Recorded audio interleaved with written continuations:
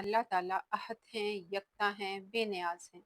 اللہ تعالیٰ نے کائنات میں لاشمار دنیائیں بنائی ہیں۔ ہر دنیا میں بے شمار تخلیقات ہیں۔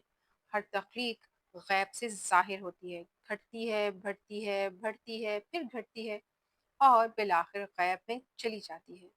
ایک دن کا بچہ جب 2 دن کا ہوتا ہے تو پہلا دن غائب میں چلا جاتا ہے اور دوسرا دن ظاہر ہوتا ہے۔ وہ 3 دن کا ہوتا ہے تو 2 دن غائب میں چلے جاتے ہیں، 2 دنوں کے اوپر تیسرے دن کی عمارت کھڑی ہوتی ہے۔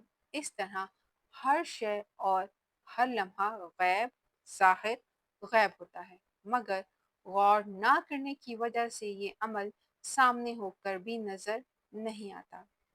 رات دن آتے جاتے ہیں، ان کے آنے جانے سے دن، ہفتے، ہفتے، مہینے اور مہینے سال بنتے ہیں۔ ہم کہتے ہیں کہ بچہ 1 سال کا ہو گیا، سب اس کے نقوش کو نیا سمجھتے ہیں۔ کوئی یہ نہیں کہتا کہ بچہ 1 سال پرانا ہو گیا۔ قانون ہے کہ ہر نئی شے پرانی ہو جاتی ہے۔ یونیفارم، بستہ، جوتے، اسکول کی کاپیاں، کتابیں اور کھلونے 1 سال بعد اپنی عمر خود بیان کرتے ہیں۔ کیا ایسا نہیں ہے؟ پودے بھی نئے پرانے ہوتے ہیں۔ جب پودوں پر نیا پتا آتا ہے تو اس کا رنگ غور سے دیکھیں۔